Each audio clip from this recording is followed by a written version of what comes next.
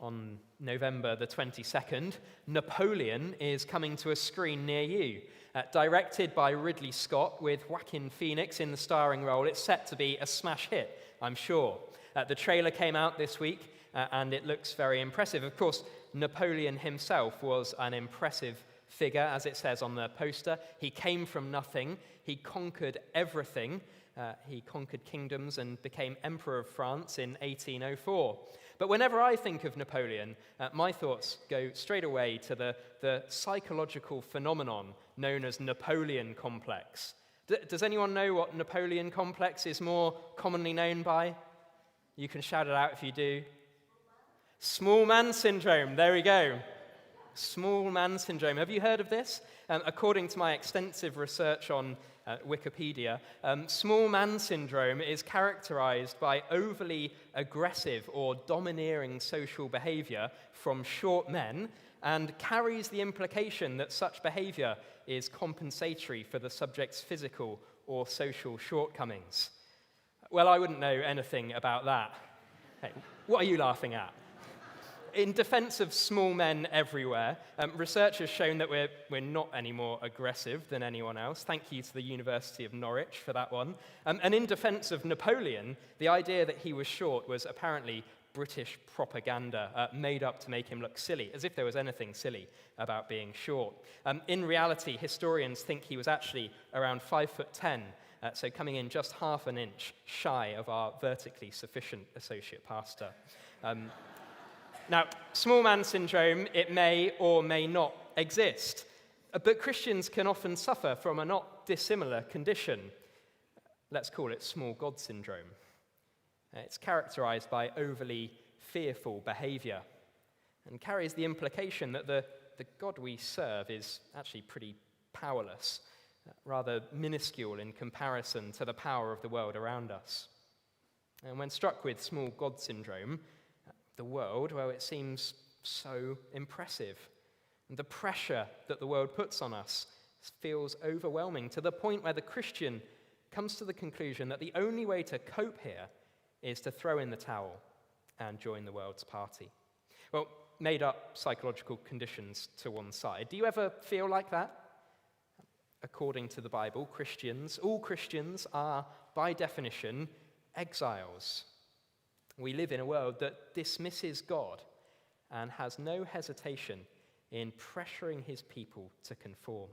We're in the minority and believe things that outrage those in power. We fear what they can do to us, and God very often feels very small and very remote when faced with situations where we may need to put our reputations or our careers or even our lives on the line. The book of Daniel knows all about the dangers of small God syndrome. And it's here to help. It's here to help fearful exiles see their God as he really is. Not a small God, a big God with power to save. A God who makes the world seem puny in comparison to him. We're going to start tonight by looking at the arrogance of a world which loves to project its own power and dismiss God's. So come with me to verses 1 to 7, the height of arrogance. Now, we have no idea how tall or short King Nebuchadnezzar was, but if there was anyone who could be described as exhibiting overly aggressive and domineering social behavior, he'd be first in line. And our passage starts with him building a monument to his own power. Verse 1, King Nebuchadnezzar made an image of gold whose height was 30 meters and its breadth 3 meters. If its sheer size doesn't impress you straight away, just wait until you see it. It's not only big and tall, it's covered in gold from top to bottom. Imagine it there, glinting in the Middle Eastern sunshine, visible for miles around. You couldn't miss it. Now, we're not given any more details about the form this image took, but we are given lots of clues by the author of Daniel as to what it represents. A direct challenge to God's power and authority. Last week, we were shown the vision that God revealed to King Nebuchadnezzar, a dream of a huge statue, a huge image with a head of gold. Nebuchadnezzar was that head of gold. But the rest of the statue represented kings and kingdoms that would come after him. And the revelation was that the whole thing was incredibly fragile, built on feet of clay. It was a vision from God that put Nebuchadnezzar in his place. It showed him the limits of his power. And in response to this revelation from the God of heaven, Nebuchadnezzar stamps his feet like a defiant toddler and says, "No." He launches his building project, designed to show just how mighty and powerful he really is. Not just a head of gold, the image he sets up is gold all the way down. And did you notice how many times we're told that Nebuchadnezzar set up this statue? I counted 9 times in the first 18 verses. Over and over again, he set up, he set up, he set up. Why the repetition? Well, it's another clue as to what's going on in the king's heart from what we saw last week. If you've got a Bible open, flick your eyes to Daniel chapter 2, verses 20 and 21. This is Daniel's song of praise to God, revealing God to be the one who holds all the wisdom and power. Daniel answered and said, "Blessed be the name of God forever and ever, to whom belong wisdom and might. He changes times and seasons. He removes kings and sets up kings." God is revealed as the one who has given Nebuchadnezzar his power, who has set him up as king. But rather than bow the knee to God, the king of Babylon decides to do some setting up of his own. And setting up this gargantuan idol isn't enough for Nebuchadnezzar. He wants to see everyone around him bow down to his authority. And so the order goes down the Babylonian org chart. The satraps, the prefects, the governors, the counselors, the treasurers, the justices, the magistrates, and all the officials of the provinces are ordered to attend the idol's opening ceremony. These are the power wielders of Babylon. And like obedient little boys and girls, the powerful people in Babylon do just as they're told. The satraps, the prefects, the governors, etc. I won't do that every time, etc. and so forth. Click yes on the calendar invitation and arrive at the dedication service of Nebuchadnezzar's image. And while the canapes and prosecco are being served, a herald announces a game of musical statue worship. Verse 4, "You are commanded, O peoples, nations, and languages, that when you hear the sound of the horn, pipe, lyre, trigon, and all the rest of it, you are to fall down and worship the golden image that King Nebuchadnezzar has set up." And if we know our Bibles, we know what a deeply sinful instruction this is. For Jews to follow this order would mean breaking the first 2 of God's commandments. There is only one God worthy of worship. Only one God to whom human beings should bow down and praise. Worshipping anyone or anything else is an affront to him. This was a deeply sinful command, but it's also deeply silly. Idolatry isn't just wrong, it's laughable. And in Babylon, we see the stupidity of idolatry on a massive scale. The Babylonians don't even try and hide the foolishness of what they're doing. Fall down and worship the golden image that King Nebuchadnezzar has set up. Well, if it's just some metal that's been set up by a human being, no matter how impressive it looks, why should anyone fall down and worship it like it's a god? Replacing the creator with something that's been created is just silly, no matter how big and shiny it is. It's laughable, but Nebuchadnezzar isn't laughing. Verse 6, "Whoever does not fall down and worship shall immediately be cast into a burning, fiery furnace." Now, perhaps those furnaces were on hand from smelting all the gold for the statue, and perhaps the great and the good of Babylon could smell the furnace smoke as they mingled. Well, what would you do? And the band begins to play, and the power brokers of Babylon bow down and worship the golden image that King Nebuchadnezzar had set up. Imagine them all there, the most powerful people in the world's most powerful kingdom, with their noses pressed into the dirt, rows and rows of Babylonian bums pointing in the air, all as a tribute to Nebuchadnezzar's vanity and rebellion. Everyone, that is, apart from 3 Jewish friends. But before we get to Shadrach, Meshach, and Abednego, let's pause here to recognize what we're being shown about Babylon. See, this is the way the world works. Rather than bow the knee to the God who created them, sinful humanity, it rejects him and seeks its own glory. This has always been the way that God's enemies have operated. Babel has been here before with its huge tower, a great building project built on the plains designed to unite the people of the world in rebellion against the God who made them. Nebuchadnezzar and his court are repeating the sins of their ancestors. It's the way things have always been, and it's the way things remain to this day. As Christians, we should never underestimate the extent to which our culture is driven by rebellion against God. The powers of this world insist on replacing God's worship with all sorts of sinful practices and silly beliefs. And so, being a faithful exile, seeking to follow God and obey his ways, will often mean swimming against the tide. For those who chose to bow down to this idol, it's likely that few of them had a conflicted conscience. They didn't know the true God. What was the harm in adding another god to the list of dozens that they already worshipped? You can imagine them looking down their nose at anyone refusing to take part in this idol worship as if they had 2 heads. Why are you so uptight? Why are you so intolerant? Why are you always so awkward? Just fall in line, bow down with the rest of us. It isn't hurting anyone. This is a reminder to us exiles that 99.9% of people really can be wrong. Successful and powerful people might confidently proclaim all sorts of things that are contrary to God's word. Every single one of our friends and neighbors might nod their heads in agreement, but that still doesn't make them right.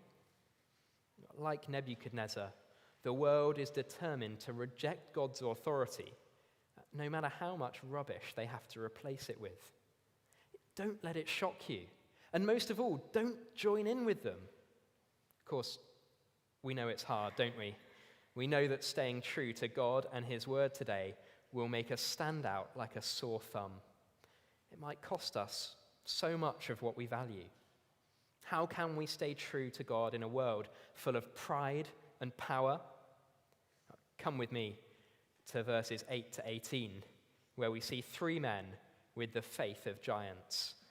The faith of giants, verses 8 to 18. Well, I'm sure Nebuchadnezzar was feeling particularly pleased with himself and powerful at the end of verse 7.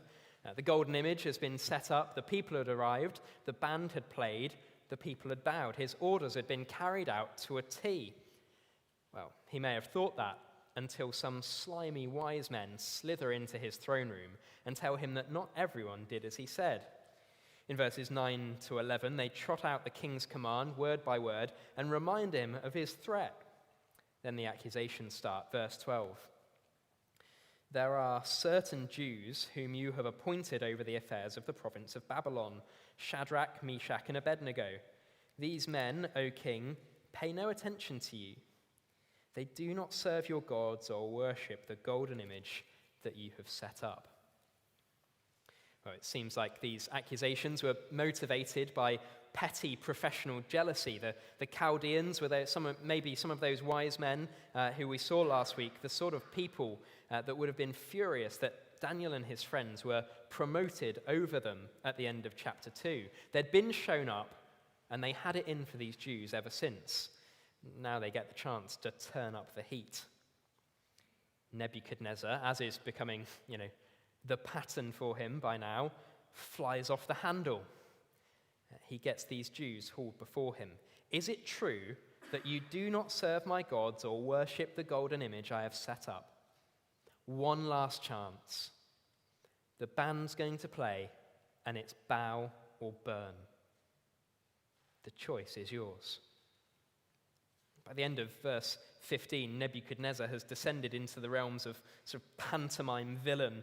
Imagine him sitting on his throne, cackling away, saying, "Who is the God who will deliver you out of my hands? Mwahaha!" Well, you can imagine them looking at each other, maybe taking a moment to settle themselves. Faced with the epitome of worldly pride and power, Shadrach, Meshach, and Abednego speak, and their words are explosive. Verse 16, "O Nebuchadnezzar, we have no need to answer you in this matter.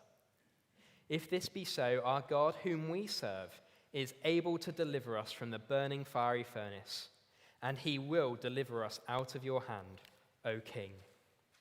Like tiny sticks of dynamite, the words of our three friends blow Nebuchadnezzar's pretense of pride and power to smithereens. I think it's amazing when you look at this chapter. This is all that the three friends say. A couple of short sentences, verses 16 to 18. This is the only part they play. Not particularly kind of magnificent words, just steady confidence in the God that they serve and a refusal to bow to anyone else. Nebuchadnezzar, we don't need to answer to you. We answer to God. Whatever you throw at us, our God is able to save us, and he will save us. Now, there's no small God syndrome here, is there? These exiles aren't impressed or intimidated by the king's power. They only have eyes for God and his power. And this is astonishing faith. It's a big view of God, and it gets even bigger. You see, their faith isn't naive. Remember, these are people who have already lived through the exile. They've seen Jerusalem go up in smoke. They've been kidnapped and carted off to a foreign land. They know that following God in this world doesn't mean a straight line to health, wealth, and prosperity. Their faith in God doesn't rely on him rescuing them. Look at verse 18. "But if not, i.e., if God doesn't rescue us, be it known to you, O king, that we will not serve your gods or worship the golden image that you have set up. Even if we burn, we will never bow. We won't dishonor our God, even if it costs us our lives." This is big faith in a big God. This is the sort of faith that exiles need if they're going to keep following him no matter what. Brothers and sisters, this is the sort of faith that we need today. We're faced with the same enemies as Shadrach and co. We're living in a society that hates God and resents those who seek to honor him. Humanly speaking, those enemies hold a lot of power over us. Therefore, we shouldn't be surprised when faithfulness to God comes with a cost. That's the point that the Apostle Peter makes in his first letter, written to Christians who are being viciously persecuted for their faith in Jesus Christ. He was likely thinking of this passage when he wrote in 1 Peter 4, verse 12, "Beloved, do not be surprised at the fiery trial when it comes upon you to test you, as though something strange were happening to you." Suffering for being a Christian, being singled out, being targeted, it isn't a terrible sign that the world's out of control. It shouldn't send our confidence in God into a tailspin. It's normal for exiles to be targeted and persecuted for our faith. Now, Peter goes on to say some extraordinary things about suffering as a Christian in the rest of that chapter, but he ends with this instruction in verse 19. "Therefore, let those who suffer according to God's will entrust their souls to a faithful Creator while doing good." Nothing more to it than that. Christian, when you suffer for your faith, don't throw in the towel and join the world's party. Trust God and keep going. The big faith of Shadrach and co. is the faith you need when everyone in your group of friends is gossiping about someone. And you know that if you don't join in and say all sorts of nasty things, you'll be the one they're talking about next. It's the faith you need when your boss puts pressure on you to do something unethical at work. just a little lie here, and it will really help the company out. If you can't do that, we might need to consider your future here. It's the faith you need when all your mates in your WhatsApp group are sharing images you know it's really not right to look at. You know there's no way to slip out of that group quietly. As soon as you hit that button, they'll all know why you've left. Where in your life do you need to have big faith? Where in your life do you need to see how big God is? And we can have that big faith because God hasn't changed. In fact, as New Testament believers, we have even greater reasons to have confidence in God's power to save than these three friends. We've seen his willingness to save us on the cross, even giving up his own son to death so that we could be forgiven for our rebellious rejection of him. We've seen his power to save proved in the resurrection as he defeated the power of death and raised his son up to new life. We know that nothing is beyond his power. And through the Lord Jesus and his apostles, we have a much clearer idea of his plan to save us. That one day the Lord Jesus Christ will return and call his people to be at home with him, no longer exiles. And we can have big faith in our big God because he is still, verses 19 to 30, the God who rescues. The God who rescues. Well, Nebuchadnezzar, he's had enough. The faith of these three Jews is like the sound of nails down a chalkboard, utter agony as his pride is punctured and his fragile ego goes pop. Nebuchadnezzar goes into overdrive here, desperate to show his power. Halfway through verse 19, he ordered the furnace heated 7 times more than it was usually heated, and he ordered some of the mighty men of his army to bind Shadrach, Meshach, and Abednego, and to cast them into the burning fiery furnace. When Nebuchadnezzar gives an order, Babylon carries it out, and the exiles are bound and bundled into the flames. The furnace is so fierce that the backdraft burns Nebuchadnezzar's own soldiers alive. In tumble Shadrach and co. Nebuchadnezzar takes a front row seat, eagerly peering in through the oven door like I do when I'm desperate for a pizza to cook. But rather than seeing seared Shadrach or melted Meshach, Nebuchadnezzar is given courtside seats to a miraculous display of God's salvation power. Nebuchadnezzar, the most powerful man in the known world, jumps out of his seat like he's been stung by a bee. Whoa! He can't believe what he's seeing. Didn't we cast 3 men bound into the fire? And all his yes men say, "Oh, yes, O king." Isn't he good at counting? But I see 4 men, unbound, walking in the midst of the fire, and they are not hurt. And the appearance of the 4th is like a son of the gods. How quickly things change. Just 10 verses ago, Nebuchadnezzar was cackling like a madman, claiming to be more powerful than any god. Now he's wide-eyed with wonder, as the Most High God shows him once again where the real power lies. He tells Shadrach and co to come out, and out they come. They stand before the king and his counselors. There's not a single sign or smell that they've been near any flame. Nebuchadnezzar is blown away. And like last week, the passage finishes with Nebuchadnezzar praising the God of heaven. And his words, they express and summarize what we're really to take away from this passage. Words about what it means to be faithful exiles. Words about the God that we're to be faithful to. Look at verse 28. Nebuchadnezzar answered and said, "Blessed be the God of Shadrach, Meshach, and Abednego, who has sent his angel and delivered his servants who trusted in him and set aside the king's command and yielded up their bodies rather than serve and worship any god except their own God." That's how to be faithful in exile. This is how far our faithfulness must go. A resolution to worship and obey God alone, even when it brings us into conflict with the powerful people in the world. even when it costs us our life. Maybe it's more likely for us in this room, our career prospects, our popularity, relationships with our family. But demonstrating Shadrach and Co.'s faith will only be possible for us if we share their view of God. A big God, a powerful God, a God who really can save.